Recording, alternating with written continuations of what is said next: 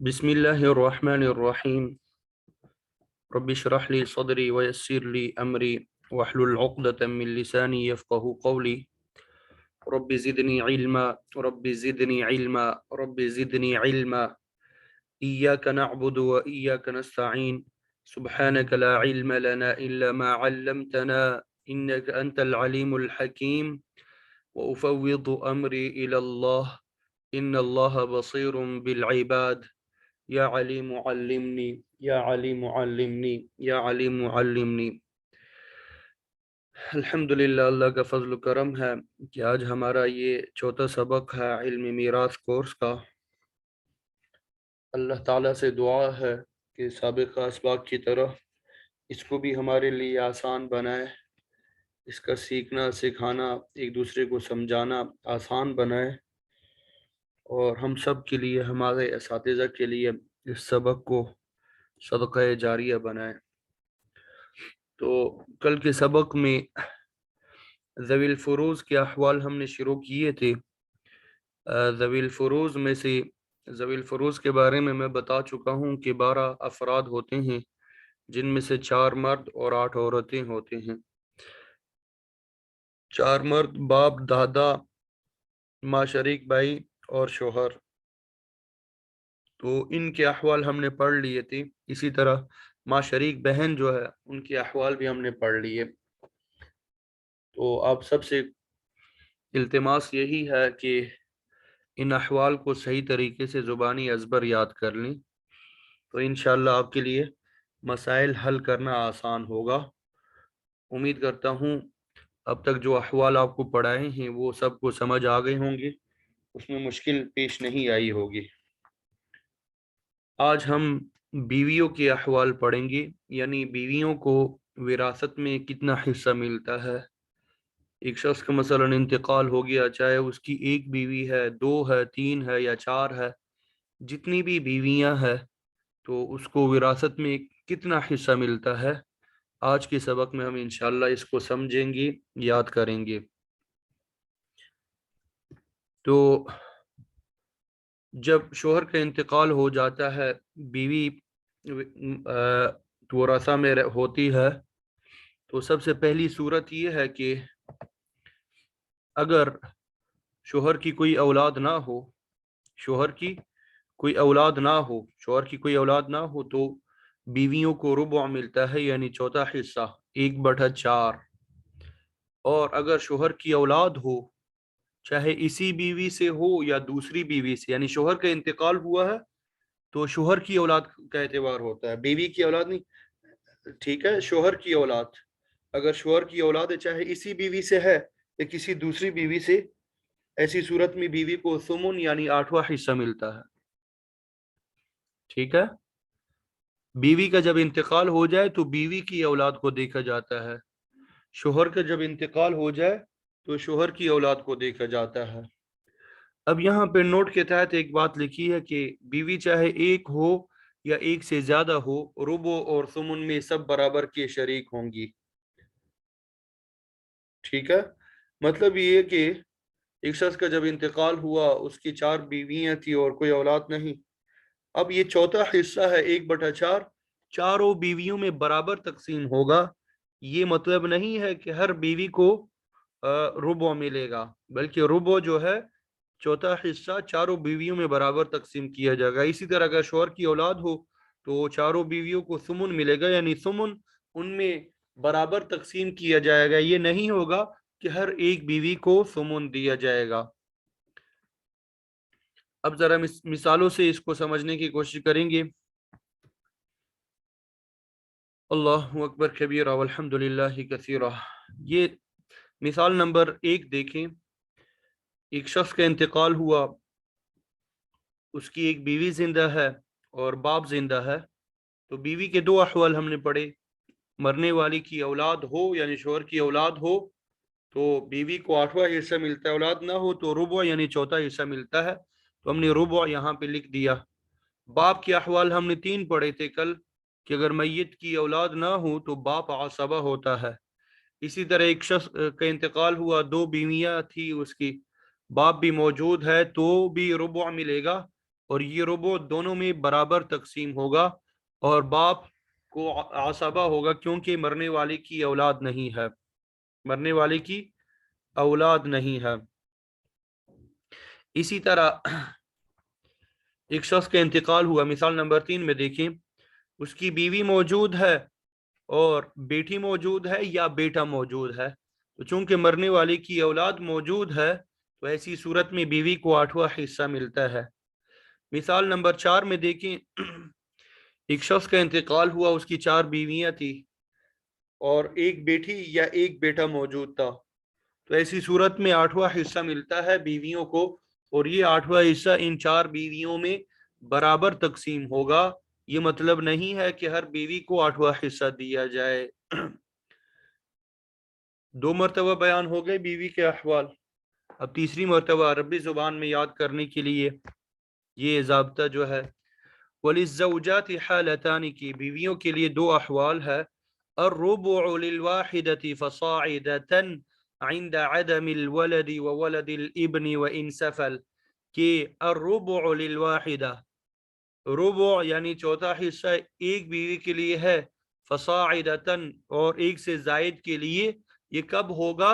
عند عدم الولد، جب ولد نہ ہو، بیٹا بیٹی میں سے کوئی نہ ہو، پوتا وولد الابن یا پوتا پوتی میں سے کوئی نہ ہو، وإن سفل یا پڑ پوتا پڑ پوتی یعنی اس سے نیچے چلتے جائیں، ٹھیک ہے، وہ نہ ہو۔ نمبر 2، الثمن عند الولد وولد الابن وإن سفل، کہ 8واں حصہ ملے گا ولد کی صورت میں، بیٹا بیٹی ہونے کی صورت میں، یعنی بیٹا بیٹی موجود ہو مرنے والے کی تب 8واں حصہ ملتا ہے، وولد الابن، یا اسی طرح پوتا پوتی موجود ہو تب بھی 8واں حصہ ملے گا، وإن سفل اگرچہ اسی طرح نیچے چلتے جائیں۔ اب یہاں پہ یہ بات بھی یاد رکھیے کہ اگر ایک شخص کا انتقال ہو جائے اور اس کی بیوی موجود اور ساتھ میں نواسہ یا نواسی موجود، تو ایسی صورت میں اسے کیا ملے گا؟ 8واں حصہ ملے گا یا چوتھا حصہ ملے گا؟ ایسی صورت میں اسے چوتھا حصہ ملے گا، ایسی صورت میں اسے چوتھا حصہ ملے گا، 8واں حصہ نہیں ملے گا، کیونکہ نواسہ نواسی کے بارے میں بتا چکا ہوں کہ وہ اولاد میں سے نہیں ہے۔ جب ولد کی ہم نے تعریف کی تھی تو اس وقت یہ وضاحت آپ کے سامنے آ چکی ہے۔ بیویوں کے احوال جو ہے وہ الحمدللہ آپ کو سمجھ آ گئے ہوں گے اور یاد بھی ہو چکے ہوں گے، اب اس کو یاد بھی رکھنا ہے۔ اب ایک شخص کا جب انتقال ہو جائے، بیٹی کو وراثت میں کتنا حصہ ملے گا؟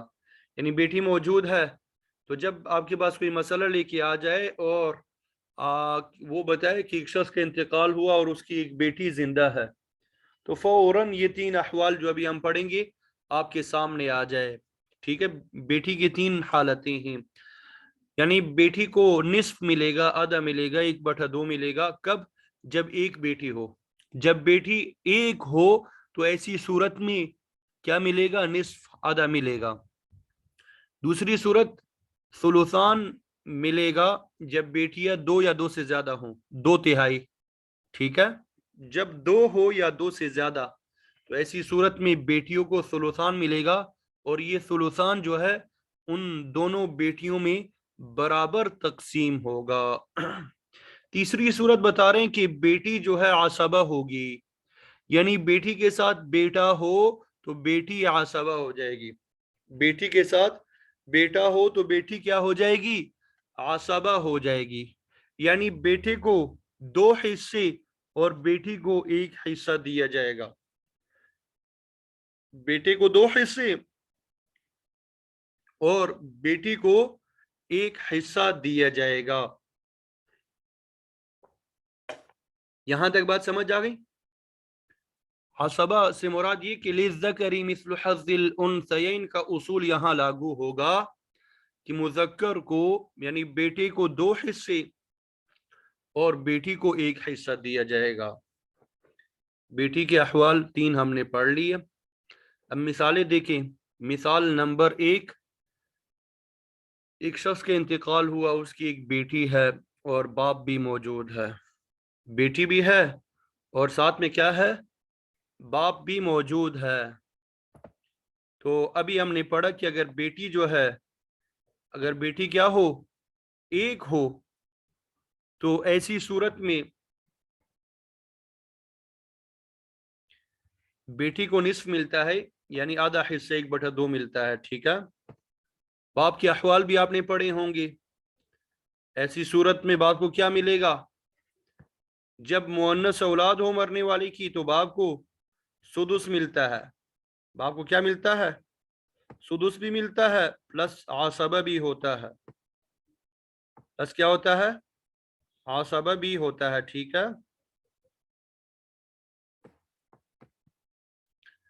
اسی طرح مثال نمبر 2 میں دیکھیں، ایک شخص کا انتقال ہو گیا، اس کی 2 بیٹیاں ہیں اور دادا موجود ہے، تو ہم نے پڑھا کہ 2 بیٹیاں ہوں یا 2 سے زیادہ ہوں تو ان کو ثلثان ملتا ہے، اور یہ ثلثان ان دونوں بیٹیوں میں برابر تقسیم ہوگا۔ دادا کے بارے میں ہم نے پڑھا کہ اگر میت کی مؤنث اولاد ہو تو ایسی صورت میں دادا کو سدس بھی ملتا ہے اور دادا عصبہ بھی ہوتا ہے۔ مثال نمبر 3 میں جا کے دیکھیں، ایک شخص کا انتقال ہوا، ایک شخص کا انتقال ہوا، اس کی بیٹی موجود ہے اور بیٹا بھی موجود ہے، تو ہم نے پڑھا کہ یہ دونوں کیا ہو جائیں گے؟ عصبہ بن جائیں گے، عصبہ بن جائیں گے۔ بیٹے کو 2 حصے ملیں گے، بیٹے کو کیا حصے ملیں گے؟ 2 حصے، اور بیٹی کو 1 حصہ ملے گا۔ تو یہ بیٹی کے احوال آپ کے سامنے بیان کر دیے، امید کرتا ہوں یہ مثالوں کے ساتھ آپ کو سمجھ آ گئے ہوں گے۔ اب عربی میں دیکھیں، وَلِلْبِنْتِ ثَلَاثَةُ احوال، بیٹی کے 3 احوال ہیں، 3 حالتیں ہیں۔ النصف للواحدہ، ایک ہونے کی صورت میں نصف ملے گا، والثلثان للاثنتین فصاعدتاً، اور 2 تہائی ملیں گے جب بیٹیاں للاثنتین 2 ہوں گی، فصاعدتاً یا 2 سے زیادہ ہوں گی، ٹھیک ہے۔ نمبر 3، وَمَعَ الْإِبْنِ لِلذَّكَرِ مِثْلُ حَظِّ الْأُنْثَيَيْنِ، اور اگر بیٹی کے ساتھ بیٹا ہو تو لِلذَّكَرِ مِثْلُ حَظِّ الْأُنْثَيَيْنِ کا اصول جو ہے لاگو ہوگا، یعنی مذکر کے لیے 2 مؤنث کے برابر حصہ ہوگا، یعنی بیٹے کے لیے 2 بیٹیوں کے برابر حصہ ہوگا۔ آسان انداز سے اس کو اس طرح تعبیر کرتے ہیں کہ بیٹے کے لیے 2 اور بیٹی کے لیے 1، مذکر کے لیے 2 اور مؤنث کے لیے 1، بھائی کے لیے 2 اور بہنوں کے لیے 1۔ لیکن یہ جو قاعدہ اصول ہے، یہ کل میں نے آپ کو بتایا، ماں شریک بھائی بہن میں یہ قاعدہ جاری نہیں ہوگا۔ اب یہ بیٹی کے جو احوال ہم نے 3 پڑھے ہیں، اس کو صحیح طریقے سے آپ نے یاد کرنا ہے، یاد رکھنا ہے، یہ آگے مزید 3 جگہ ہمارے کام آئیں گے، مزید 3 جگہ پوتیوں کے احوال میں بھی ہمیں کام آئیں گے، پوتیوں کے احوال میں بھی ہمیں یہی 3 حالتیں، سیم ٹو سیم یہی 3 حالتیں جو ہے پوتیوں کے بھی ہے، اور اسی طرح حقیقی بہن کی بھی یہی 3 احوال ہوں گے، اسی سے ملتے جلتے یہی چیزیں ہیں، اور اسی طرح علاتی بہن، باپ شریک بہن جو ہے اس کے بھی یہی 3 احوال ہوں گے، لیکن تھوڑا سا فرق ہوگا، ٹھیک ہے۔ میں نشاندہی کر دوں گا وہاں پر بھی۔ بیٹیوں کے احوال بھی سمجھ میں آ گئے؟ اچھا چلیے الحمدللہ کہ بیٹیوں کے احوال جو ہے سمجھ آ گئے۔ اب چلتے ہیں ہم، یہ دوسری سکرین نظر آنا شروع ہو گیا آپ سب کو؟ چلیے آگے چلیں، کدھر گیا؟ اب پوتی کو وراثت میں کتنا حصہ ملتا ہے؟ پوتی کو وراثت میں کتنا حصہ ملتا ہے؟ تو بنت الابن، عربی زبان میں بنت الابن کہتے ہیں پوتی۔ 6 حالتیں ہیں اس کی۔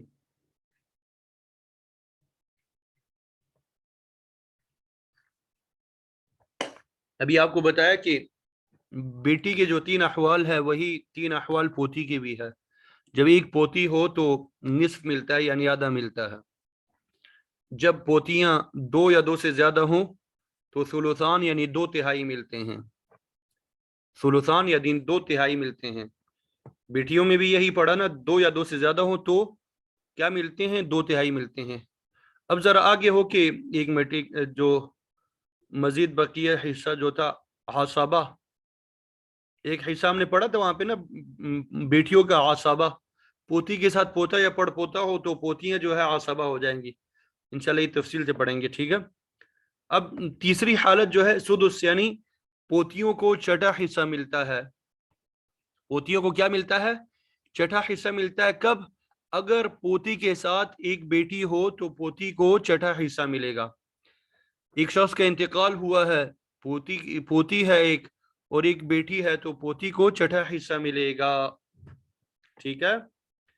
इसी तरह नंबर 4 में देखें, नंबर 4, एक शख्स का इंतकाल हुआ, यानी जब पोती के साथ एक से ज्यादा बेटियां हों तो पोती जो है फर्ज से महरूम हो जाती है। ये अल्फाज जो है ये बहुत जरूरी है, यहाँ पे जो अल्फाज इस्तेमाल किए गए हैं इसमें बहुत गहराई है। फर्ज से महरूम होती है, यानी पोती को ज़वील फुरूज होने की हैसियत से विरासत में हिस्सा नहीं मिलेगा। पोती के साथ एक से ज्यादा बेटियां हों तो पोती फर्ज से महरूम होती है, लेकिन इसके साथ साथ आसबा बन सकती है। ये मैं क्या बात बता रहा हूं कि एक तरफ पोती है, 2 बेटियां आ गई, अब ज़वील फुरूज तो नहीं बनेंगी पोती, लेकिन आसबा होने की हैसियत से उसको विरासत में हिस्सा मिल सकता है। फर्ज होने की हैसियत से, ये जो फर्ज है ज़वील फुरूज, फर्ज होने की हैसियत से यानी ज़वील फुरूज होने की हैसियत से विरासत में हिस्सा नहीं मिलेगा, लेकिन आसबा होने की हैसियत से उसको विरासत में हिस्सा मिल सकता है। मिसालों से समझ में आएगा। और इसी तरह नंबर 5 में जो आसबा की सूरत है वो भी जब हम पढ़ेंगे उसमें भी मजीद क्लियर हो जाएगा। अब ये नंबर 5 पढ़ने से पहले नंबर 6 पे आ जाए, महजूब, यानी अगर बेटा हो तो पोती महरूम हो जाती है। बेटा हो तो पोती क्या हो जाती है, महरूम हो जाती है। हमने पढ़ा कि अगर बेटी हो एक हो, पोती को छठा हिस्सा मिलता है, लेकिन अगर बेटा हो तो पोती महरूम हो जाएगी। इसी तरह अगर बेटियां 2 या 2 से ज्यादा हो तब भी बेटी बेटी जो है वो क्या हो जाएगी, महरूम हो जाएगी। ये महजूब जो है लफ्ज मैंने इस्तेमाल किया, मतलब ये चूंकि दूसरे वारिस के आने की वजह से ये महरूम होगी। अब ये नंबर 5 जो है कि पोती जो है आसबा बन जाएगी, पोती जो है ये आसबा बन जाएगी, ये बहुत अहम है। नंबर 5 ये बहुत अहम है। ये आपने सिराजी में एक मसला पढ़ा होगा, तशबीब,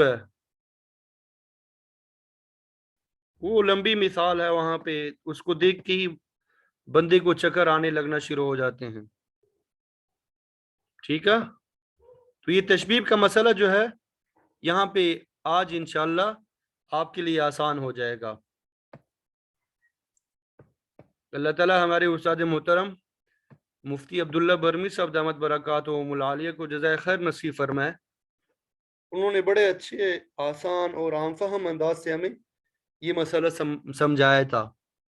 मुफ्ती अब्दुल्ला बरमी साहब दामत बरकातुहुमुल आलिया, मुफ्ती तकी उस्मानी साहब और मुफ्ती रफ़ी उस्मानी साहब दामत बरकातुहुमुल आलिया के क्लास फेलो हैं। मुफ्ती आज़म पाकिस्तान मुफ्ती शफ़ी साहब रहमतुल्लाहि अलैह ने जब तखस्सुस फ़िल इफ्ता कराया पहली मरतबा, और पाकिस्तान में गालिबन पहली मरतबा तखस्सुस फ़िल इफ्ता था, बल्कि बर्र सगीर ही में शायद पहली मरतबा था, और उसमें चंद तुलबा थे जिनमें एक मुफ्ती तकी उस्मानी साहब, मुफ्ती रफ़ी उस्मानी साहब, मुफ्ती अब्दुल्ला बरमी साहब और 2 और तालिब इल्म थे। तो ये वो बुनियादी तुलबा में से थे और बहुत ही काबिल असातिज़ा में से है, बहुत अल्लाह वाले, बहुत नेक। तो दारुल कराची में जब हम तखस्सुस पढ़ रहे थे तो हज़रत ने हमें ये सिराजी पढ़ाई थी, तो बहुत ही आसान और आम फहम अंदाज था। बिलखुसूस ये मसाइल हल कराने का, ये तशबीब का मसला है, बाज़ मुश्किल मसाइल है, तो बहुत आसान और आम फहम अंदाज से समझाते थे। तो इसको ज़रा तवज्जो से आपने सुनना है, ठीक है। पोती के साथ पोता हो पोती के साथ क्या है, पोता हो। अब देखें पोता जो है ये बिल्कुल बराबर का है। पोता जो होता है ना, यानी दोनों का मैयत के साथ जो रिश्ता होता है पोती का या पोते का, बिल्कुल बराबरी का होता है, यानी दरमियान में बाप का एक एक बंदे का वास्ता है, ठीक है। लेकिन पड़ पोता जो है, ये मैं साइड पे लिख रहा हूं ताकि वाजे हो जाए आपके सामने। पड़ पोता जो होता है ये पोती से इसका दर्जा एक दर्जा नीचे होता है। ये गोया कि अगली नस्ल शुरू हो जाती है यहाँ पे, पड़ पोते पे जाके अगली नस्ल शुरू हो जाती है, ठीक है। ये आपसे, ये आपको नजर भी आ जाए ताकि पोती और पोता जो है ये बिल्कुल बराबर के लेवल के होते हैं, और पड़ पोता जो है ये पोती से निचले लेवल का है। तो पोती के साथ पोता हो या पड़ पोता, पोती के साथ पोता हो या पड़ पोता, तो पोती उसकी वजह से आसबा हो जाएगी। ये दोनों की वजह से, पोता हो या पड़ पोता, दोनों की वजह से पोती क्या हो जाएगी, आसबा हो जाएगी। लेकिन दोनों में फर्क है, पोता या पड़ पोता दोनों में क्या है, फर्क है। वो फर्क क्या है,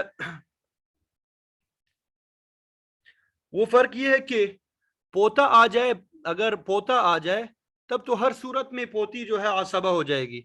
जिस तरह बेटी के साथ बेटा आ जाए तो बेटी आसबा हो जाती, इसी तरह पोता आ जाए तो पोती हर सूरत में आसबा होती है, चाहे ज़वील फुरूज होने की हैसियत से उसको निस्फ मिल रहा है या सुलुसान मिल रहा है, वो आसबा बन जाएगी।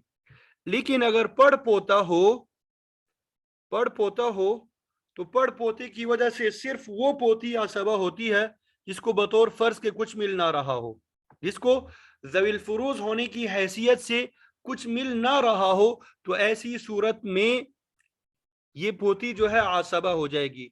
लेकिन अगर पोती जो है उसको निस्फ मिल रहा है या सुदुस मिल रहा है या सुलुसान मिल रहा है, तो पड़ पोते की वजह से वो आसबा नहीं होगी, पड़ पोते की वजह से वो आसबा नहीं होगी। लेकिन अगर पोती को निस्फ मिल रहा है या सुलुसान मिल रहा है या सुदुस मिल रहा है, साथ में पोता आ जाए तो वो आसबा बन जाएगी। पड़ पोते की वजह से उस सूरत में आसबा बनती है जब पोती को निस्फ सुलुसान सुदुस में से कुछ मिल ना रहा हो, महरूम हो रही हो। जिस तरह मैंने कहा कि ज़वील फुरूज होने की हैसियत से कुछ नहीं मिलेगा, ये ऊपर जो नंबर 4 पे हालत थी, ठीक है। तो उम्मीद करता हूँ समझ आ गई होगी, मजीद वजाहत मिसालों से हो जाएगी। और पोते के जरिए पड़पोती महरूम हो जाती है, ठीक है, पोते के जरिए पड़पोती महरूम हो जाती है। अब जरा मिसालों की तरफ आ जाए, मिसालों की तरफ आ जाए, इंशाल्लाह मजीद वाज़ेह हो जाएगा। अगर किसी को समझ ना आया हो तो मिसालों में इंशाल्लाह मजीद वाज़ेह हो जाएगा। पहली मिसाल, एक शख्स का इंतकाल हुआ, पोती मौजूद है, बाप मौजूद है, तो पोती को निस्फ मिल जाएगा क्योंकि एक है, बाप आसबा होगा। क्यों, इस वजह से बाप आसबा नहीं होगा, सुदुस भी मिलेगा और आसबा भी बनेगा। पोती जो है वो मुअन्नस औलाद में से है, दो पोतियां हैं और साथ में दादा है। मिसाल नंबर 2 देखें तो दो पोतियों को सुलुसान मिलेगा और दादा को सुदुस भी मिलेगा और आसबा भी हो जाएगा, सुदुस भी मिलेगा और आसबा भी हो जाएगा। मिसाल नंबर 3 में देखें, एक शख्स का इंतकाल हुआ, एक शख्स का इंतकाल हुआ, दो पोतियां मौजूद, दो पोतियां मौजूद है और साथ में बेटी मौजूद है। ये भी बहुत अहम मिसाल है, ये दो पोतियां मौजूद है, साथ में बेटी मौजूद है। हमने पढ़ा था कि पोती जो है उसके बाद अगर बेटी आ जाए, पोती चाहे एक हो या एक से ज्यादा हो, दो हो, तो पोतियों को सुदुस मिलेगा, 1/6 मिलेगा। यहाँ पे ये एक मिसाल बढ़ा दें, दो पोतियां हो या एक पोती हो, दो पोतियां हो या एक पोती हो, तो दोनों सूरतों में ये छठा हिस्सा मिल जाएगा। छठा हिस्सा क्या मिल जाएगा, इनको मिल जाएगा। और बेटी जो है चूंकि एक है तो इसको निस्फ मिलेगा, एक है इसको क्या मिल जाएगा, निस्फ मिल जाएगा। असल में शरीयत में जब हम देखते हैं, शरीयत में जब हम देखते हैं मुअन्नस के लिए शरीयत ने 2/3 سے زیادہ حصہ نہیں لگا، زیادہ سے زیادہ 2/3 ہو، اس سے زیادہ نہیں ہونا چاہیے۔ تو اب نصف اور سدس کو جب ہم جمع کرتے ہیں، نصف اور سدس کو جب ہم جمع کرتے ہیں تو یہ ثلثان ہی بنتا ہے۔ یہ کیا بنتا ہے؟ ثلثان ہی بنتا ہے۔ آپ نے سراجی میں پڑھا ہوگا تکملتاً للثلثین، کہ ثلثان کو پورا کرنے کے لیے ان کو چھٹا حصہ دیا جاتا ہے، ٹھیک ہے۔ اور جب دو بیٹیاں آ جاتی ہے، دو بیٹیاں آ جاتی ہیں، ان کو ثلثان مل جاتا ہے، تو اب بقیہ کچھ بچتا نہیں، اس وجہ سے پوتیاں محروم ہو جاتی ہے۔ اب یہاں پہ مثال نمبر 4 میں دیکھیں، مثال نمبر 4 کو دیکھیں، ایک شخص کا انتقال ہوا، اس کی 2 بیٹیاں ہیں اور ایک پوتی ہے۔ تو میں نے بتایا کہ پوتیاں جو ہے محروم ہو جائیں گی 2 بیٹیوں کی وجہ سے، کیونکہ شریعت نے مؤنث اولاد کا 2/3 حصہ رکھا، اس سے زیادہ نہیں رکھا۔ تو ثلثان جب 2 بیٹیوں کو مل گیا، اب باقی کچھ بچا ہی نہیں، تو اس لیے پوتیاں جو ہے وہ کیا ہو جائیں گی؟ محروم ہو جائیں گی، محجوب ہو جائیں گی۔ اب یہاں پہ جو مثال نمبر 3 ہے، اس میں بیٹی ایک تھی تو نصف اس بیٹی کو مل گیا، نصف کیا ہو گیا؟ بیٹی کو مل گیا، تو باقی ثلثان کو پورا کرنے کے لیے سدس بچ گیا تھا، تو وہ 2 پوتیوں کو دے دیا تھا۔ یہاں تک تو الحمدللہ سمجھ آ گئی ہوگی، اس سے مزید آگے چلیں۔ مثال نمبر 5 الف میں دیکھیں، مثال نمبر 5 الف میں دیکھیں، ایک شخص کا انتقال ہوا، اس کی 2 بیٹیاں موجود ہے، پوتی موجود ہے اور پوتا موجود ہے، ٹھیک ہے۔ پوتی موجود ہے اور کیا موجود ہے؟ پوتا موجود ہے۔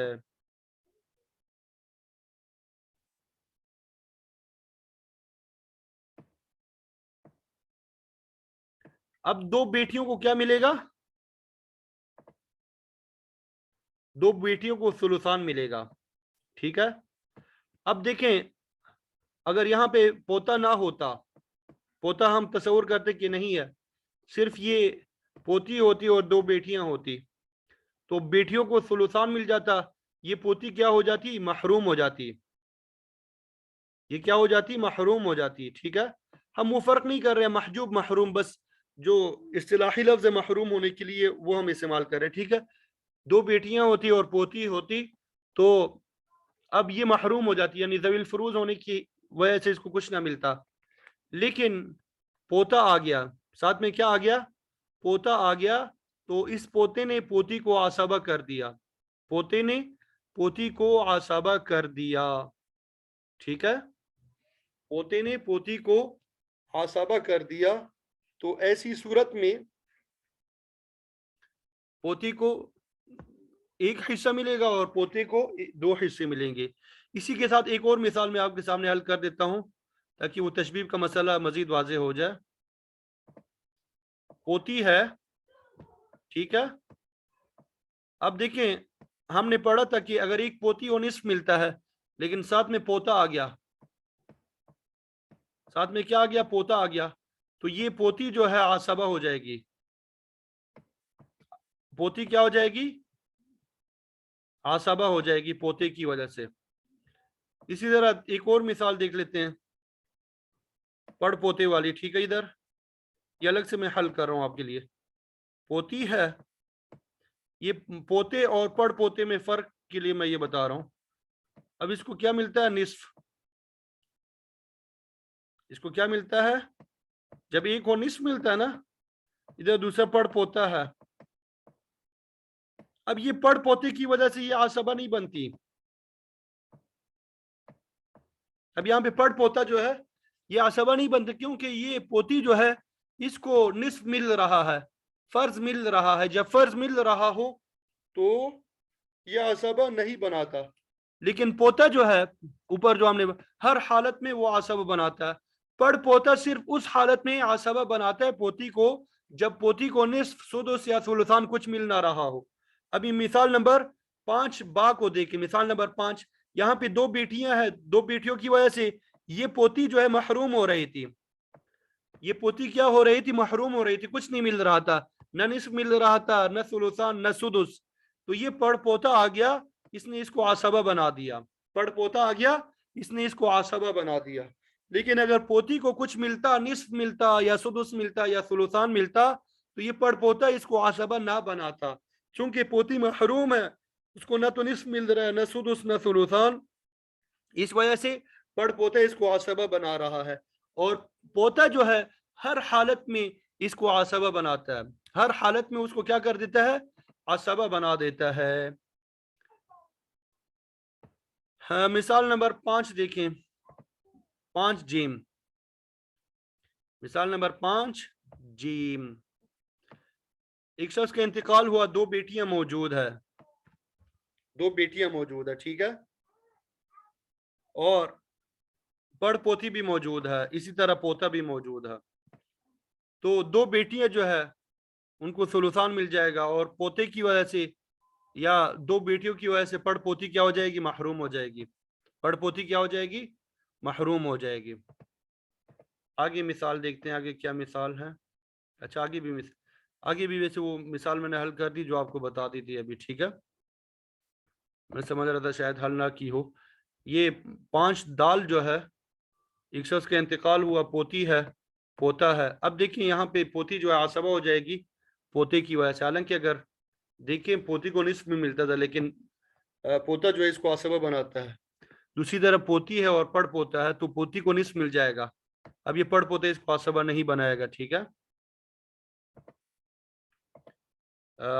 آخری مثال دیکھتے ہیں، پوتی ہے اور بیٹا ہے، تو پوتی جو ہے محروم ہو جائے گی بیٹے کی وجہ سے، اور بیٹا عصبہ بنے گا۔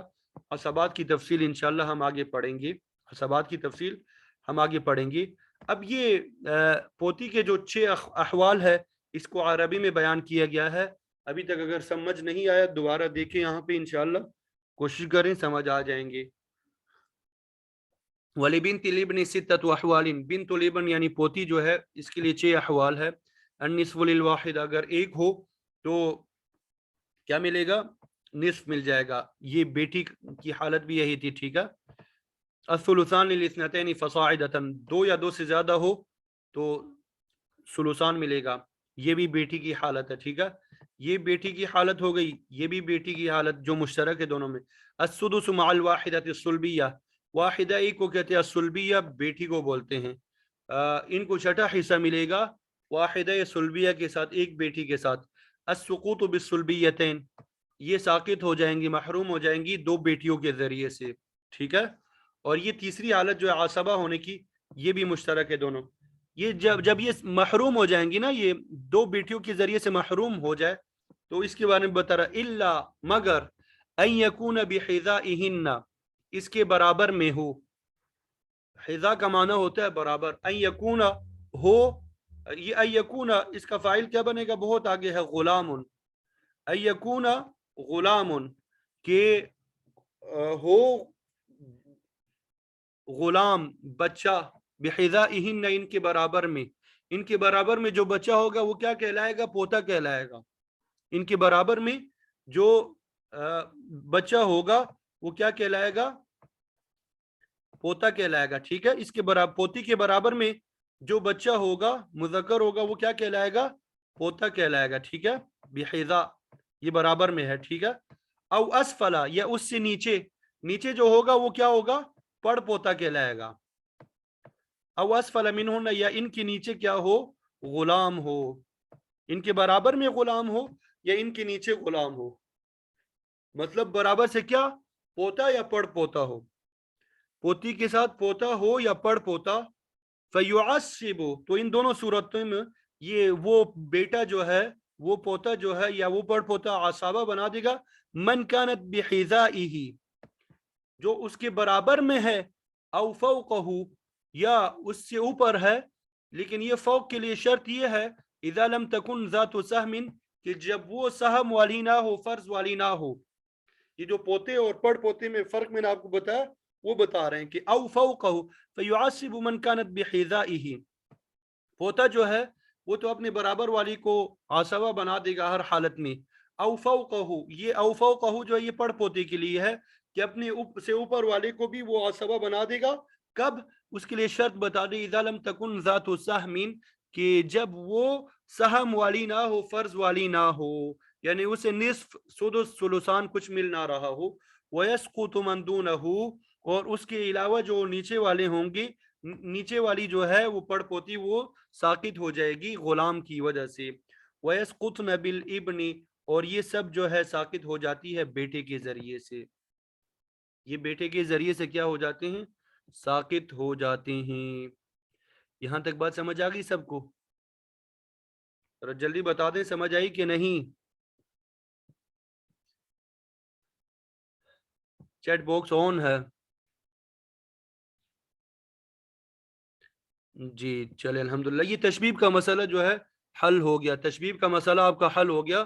اب آپ سراجی نکالیں، بعد میں سراجی نکالیں، اور سراجی میں جو تشبیب کا مسئلہ بڑا لمبا انہوں نے دیا ہوا ہے اس کو ذرا حل کریں، حل کر یہی سارا اصول اس میں لاگو ہوگا، یہی سارا اصول اس میں کیا ہوگا؟ لاگو ہوگا۔ اب یہ مت کہنا کہ وہ بھی ہمیں خود حل کروائیں، تھوڑی محنت آپ کریں، ٹھیک ہے؟ آگے چلے آخری حالت جو ہے وہ بھی پڑھ لیتے ہیں۔ اللہ اکبر کبیرہ والحمد للہ کثیرہ۔ حقیقی بہن، حقیقی بہن کو اخت عینی بھی کہتے ہیں، اس کو وراثت میں کتنا حصہ ملتا ہے؟ حقیقی بہن کو وراثت میں کتنا حصہ ملتا ہے یہ انشاءاللہ بھی پڑھیں گے۔ حقیقی بہن کو وراثت میں کتنا حصہ ملتا ہے؟ اب یہ میں نے آپ کو بتایا تھا کہ جو احوال پہلے آپ کو بتائے تھے، 3 احوال بیٹی کے پوتی کے، وہی 3 احوال یہاں پہ بھی ہوں گے، لیکن 2 احوال زیادہ ہیں، 2 احوال زیادہ ہے۔ پوتی کے 6 احوال تھے، یہ حقیقی بہن کے 2 احوال ہے زیادہ۔ حقیقی بہنیں یا اخوات عینیہ، ان کی 5 حالتیں ہیں۔ نصف یعنی آدھا حصہ ان کو ملتا ہے، ان کو نصف ملتا ہے، آدھا حصہ ملتا ہے۔ کب؟ جب ایک حقیقی بہن ہو، جب ایک حقیقی بہن ہو تو ایسی صورت میں ان کو نصف ملتا ہے۔ جب حقیقی بہنیں 2 یا 2 سے زیادہ ہوں تو ان کو ثلثان ملتا ہے، ان کو کیا ملتا ہے؟ ثلثان ملتا ہے۔ یہ دونوں احوال بیٹی کے بھی تھے، پوتی کے بھی تھے، ٹھیک ہے؟ اسی طرح اگر حقیقی بہن کے ساتھ حقیقی بھی بائی ہو تو حقیقی بہن عصبہ ہو جائے گی اور بائی کو 2 بہنوں کے برابر حصہ ملے گا۔ یہ حالت بھی کیا تھی؟ وہ بیٹی اور پوتی والی حالت ہے، عصبہ والی، ٹھیک ہے؟ لیکن یہاں پہ عصبہ کے ساتھ ایک قید میں نے لگائی ہے، بڑھائی ہے، وہ ہے بغیر ہی، اس کو عصبہ بغیر ہی کہتے ہیں۔ آگے جب عصبہ کی اقسام پڑھیں گے انشاءاللہ اس کی وضاحت ہو جائے گی، بس صرف یاد رکھنا کہ یہ عصبہ بن جائے گی، ٹھیک ہے؟ یہ 3 حالتیں تو آپ کو یاد ہے پہلے سے، بس آخری 2 حالتیں وہ دیکھ لیتے ہیں۔ آخری 2 حالتیں وہ بھی آسان ہے، کوئی مشکل نہیں ہے، کہ میت کی مؤنث اولاد ہو، یعنی بیٹی اور پوتی ہو یا پڑ پوتی ہو، تو ایسی صورت میں بھی یہ حقیقی بہنیں کیا ہوتی ہے؟ عصبہ بنتی ہے، لیکن اس عصبہ کو مع غیر ہی کہتے ہیں۔ یعنی ایک شخص کا انتقال ہو جائے، اس کی حقیقی بہن ہے اور بیٹی ہے، تو ایسی صورت میں یہ حقیقی بہن جو ہے عصبہ بن جائے گی، لیکن یہ عصبہ مع غیر ہی ہے، یہ عصبہ مع غیر ہی کی تفصیل آگے پڑھیں گے۔ محجوب یعنی یہ محروم ہوں گی، ان کو وراثت میں حصہ نہیں ملے گا۔ کب؟ اگر میت کی مذکر اولاد ہو، میت کی مذکر اولاد ہو، بیٹا ہو، پوتا ہو، ٹھیک ہے؟ یا میت کی اصول ہو، اصول سے کیا مراد؟ باپ اور دادا، تو حقیقی بہن محروم ہو جاتی ہے، حقیقی بہن کیا ہو جاتی ہے؟ محروم ہو جاتی ہے۔ تو یہ حقیقی بہن کے 5 احوال ہو گئے، نصف ملتا ہے، ثلثان ملتا ہے، عصبہ بغیر ہی بنتی ہے، عصبہ مع غیر ہی بنتی ہے، اور محجوب یعنی محروم ہو جاتی ہے۔ مثالوں کی طرف آ جائیں۔ اللہ اکبر کبیرہ والحمد للہ کثیرہ۔ ایک شخص کا انتقال ہوا، اس کی حقیقی بہن زندہ ہے، اس کی کیا ہے؟ حقیقی بہن زندہ ہے۔ ایک خاتون کا انتقال ہوا ہے، ٹھیک ہے؟ اس کی حقیقی بہن زندہ ہے اور شوہر بھی موجود ہے، شوہر بھی کیا ہے؟ موجود ہے۔ ابھی ہم نے پڑھا کہ اگر حقیقی بہن ایک ہو تو اس کو نصف ملتا ہے، حقیقی بہن کیا ہو؟ ایک ہو، نصف ملتا ہے، آدھا ملتا ہے، تو آدھا حصہ ہم نے حقیقی بہن کو دے دیا۔ شوہر کے احوال ہم نے کل پڑھے تھے کہ اگر مرنے والی خاتون کی اولاد نہ ہو تو ایسی صورت میں شوہر کو بھی نصف ملتا ہے، آدھا حصہ ملتا ہے۔ مثال نمبر 2 کی طرف آ جائے۔ ایک شخص کا انتقال ہوا، اس کی 2 حقیقی بہنیں ہیں، اور ایک بیوی ہے اس کی.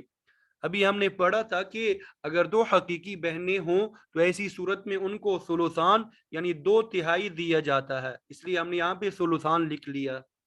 اور بیوی کے احوال ہم نے پڑھے تھے کہ اگر مرنے والے کی اولاد نہ ہو تو ایسی صورت میں بیوی کو ربع یعنی چوتھا حصہ ملتا ہے.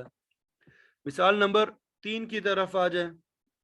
مثال نمبر 3 کی طرف، ایک شخص کا انتقال ہوا، اس کی حقیقی بہن بھی زندہ ہے اور حقیقی بھائی بھی زندہ ہے. تو میں نے آپ کو بتایا کہ حقیقی بہن کے ساتھ حقیقی بھائی آ جائے تو حقیقی بہن جو ہے عصبہ بن جائے گی حقیقی بھائی کی وجہ سے. مثال نمبر 4 کی طرف آ جائے. ایک شخص کا انتقال ہوا، اس کی حقیقی بہن موجود ہے اور ساتھ میں بیٹی بھی موجود ہے. میں نے آپ کو بتایا حقیقی بہن کے ساتھ اگر مؤنث اولاد آ جائے تو حقیقی بہن جو ہے وہ عصبہ بن جاتی ہے. اور بیٹی کے 3 احوال ہم نے پڑھے تھے کہ اگر ایک ہو تو اس کو نصف ملتا ہے، تو یہاں پہ ہم نے نصف دے دیا. مثال نمبر 5 کی طرف آ جائے. ایک شخص کا انتقال ہوا، اس کی حقیقی بہن موجود ہے اور پوتی موجود ہے. حقیقی بہن اور پوتی موجود ہے تو ایسی صورت میں پوتی چونکہ مؤنث اولاد ہی میں شمار ہوتی ہے، حقیقی بہن کو عصبہ بنا لے گی یہ. اور پوتی چونکہ ایک ہے اس وجہ سے اس کو بھی نصف مل جائے گا. اس کو بھی کیا مل جائے گا؟ نصف مل جائے گا. لیکن اگر پوتی کی جگہ نواسی ہوتی تو حقیقی بہن کو نصف ملتا. ٹھیک ہے، حقیقی بہن کو کیا ملتا؟ نصف ملتا. اب آگے چلیں. مثال نمبر 6. ایک شخص کا انتقال ہوا، اس کی حقیقی بہن موجود ہے اور باپ بھی موجود ہے. ہم نے پڑھا تھا کہ اگر حقیقی بہن کے ساتھ باپ آ جائے تو یہ محروم ہو جاتی ہے، اور باپ کے بارے میں بھی پڑھا کہ اولاد نہ ہو تو عصبہ بنتا ہے. مثال نمبر 7 میں دیکھیے، حقیقی بہن کے ساتھ دادا آ گیا. دادا بھی چونکہ اصول میں سے ہے تو حقیقی بہن محروم ہو جائے گی. مثال نمبر 8 دیکھیے، حقیقی بہن ہے اور ساتھ میں بیٹا ہے، تو بیٹا جو ہے مذکر اولاد میں سے ہے اس لیے یہ محروم ہو جائے گی. اسی طرح اگر بیٹی کی جگہ پوتا آ جائے تب بھی یہ حقیقی بہن کیا ہو جائے گی؟ محروم ہو جائے گی. تو یہ حقیقی بہن کے 5 احوال، یہ بھی انتہائی آسان ہے، کوئی مشکل نہیں ہے. سمجھ آ گئے ہوں گے. اگر ابھی تک سمجھ نہیں آئے تو ابھی آخری مرتبہ پھر سمجھ لیں انشاءاللہ. اب سمجھ آ جانے چاہیے اور یاد بھی ہونے چاہیے. وَلِلْأُخْتِ الْعَيْنِيَّةِ خَمْسَةُ أَحْوَالٍ. اخت عینی یعنی حقیقی بہن کے 5 احوال ہے. النصف للواحدہ کہ اگر ایک ہو تو ان کو نصف ملتا ہے. والثلثان للاثنتین فصاعدة 2/3 ملیں گے جب 2 یا 2 سے زیادہ ہو. فصاعدة کا مفہوم میں نے بتایا تھا 2 سے زیادہ ہونا. والعصبة بالاخ الحقیقی اور یہ عصبہ بن جائے گی اخ حقیقی کے ذریعے سے. یہاں پہ دیکھ کے حرف جار جو استعمال کیا ہے با، والعصبة بالاخ الحقیقی، عصبہ ہوگی اخ حقیقی کے ذریعے. با سے اشارہ ہے کہ یہ عصبہ بغیر ہی ہے. با سے اشارہ کس کی طرف ہے کہ یہ عصبہ بغیر ہی ہے. والعصبة مع البنت او بنت الابن وإن سفل وإن سفلت، یہ کیا لفظ بڑھائیں گے؟ وإن سفلت. ٹھیک ہے کہ یہ عصبہ بن جائے گی بیٹی کے ذریعے سے، پوتی کے ذریعے سے، اسی طرح نیچے چلتے جائیں گے. مطلب مؤنث اولاد کی وجہ سے عصبہ بن جائے گی. یہاں پہ مع استعمال کیا تو مع کے ذریعے سے اشارہ کہ عصبہ مع غیرہ. آگے نمبر 5 میں دیکھیں، والسقوط بالابن وابن الابن وان سفل وبالاب بالاتفاق وبالجد عند الامام ابی حنیفہ رحمهم اللہ تعالی. اور یہ محروم ہو جائیں گی، ساقط ہو جائیں گی بیٹے کے ذریعے سے، وابن الابن اور پوتے کے ذریعے سے، وان سفل اسی طرح نیچے چلتے جائیں گی یعنی مذکر اولاد کے ذریعے سے، وبالابی بالاتفاق اسی طرح باپ کے ذریعے سے بالاتفاق محروم ہوتی ہے. باپ کے ذریعے سے بالاتفاق محروم ہوتی ہے. وبالجد عند الامام ابی حنیفہ رحمہ اللہ تعالی اور دادا کے ذریعے سے صرف امام اعظم ابو حنیفہ رحمت اللہ علیہ کے نزدیک محروم ہوتی ہے. یہ اگر آپ کو یاد ہو باپ اور دادا کے بارے میں ہم نے پڑھا تھا کہ دادا کی بھی وہی احوال ہے جو باپ کے ہے، لیکن 4 مسائل میں فرق ہے. 4 مسائل میں کیا تھا؟ فرق تھا. 4 مسائل میں کیا تھا؟ فرق تھا. ان میں سے پہلا مسئلہ یہی ہے. پہلا مسئلہ کیا ہے؟ یہی ہے کہ باپ آ جائے اور اسی طرح دوسری طرف یہ حقیقی بہن آ جائے تو بالاتفاق حقیقی بہن محروم ہوتی ہے. لیکن اگر باپ کی جگہ دادا آ جائے تو صرف امام اعظم ابو حنیفہ رحمۃ اللہ علیہ کے نزدیک وہ تو محروم ہو جاتی ہے، لیکن دیگر ائمہ کے نزدیک وہ محروم نہیں ہوتی. تو یہ پہلا مسئلہ ہے، یہ پہلا مقام ہے، یہ ان 4 مسائل میں سے یہ پہلا مسئلہ ہے. ٹھیک ہے. بقیہ جو مسائل ہے ان کی بھی انشاءاللہ نشاندہی ہوتی رہے گی. اللہ تعالیٰ سے دعا ہے کہ اللہ تعالیٰ ہم سب کے لیے علمی میراث کا سمجھنا اور سمجھانا آسان بنائے اور اسے اپنی بارگاہ میں قبول فرمائے. اور جو اس کورس کا انعقاد کرانے والے ہمارے اساتذہ جو ہے، بالخصوص جن ہمارے اساتذہ کا انتقال ہوا ہے، اللہ تعالیٰ ان سب کی کامل مغفرت فرمائے. ہمارے دادا دادی نانا نانی کا انتقال ہوا ہے، اسی طرح دیگر جو عزیز و اقارب کا انتقال ہوا، اللہ تعالیٰ سب کی کامل مغفرت فرمائے، جنت الفردوس میں سب کو اعلیٰ مقام عطا فرمائے. اور ہمارے والدین اور اسی طرح جو ہمارے اساتذہ حیات ہے، اللہ تعالیٰ ان کی زندگیوں میں برکت عطا فرمائے، صحت اور عافیت کے ساتھ انہیں رکھے اور ہمیں ان کی خدمت کرنے اور ان کے علوم سے استفادہ کرنے کی توفیق عطا فرمائے، ان کے تجربات سے فائدہ اٹھانے کی توفیق عطا فرمائے. وآخر دعوانا ان الحمد للہ رب العالمین.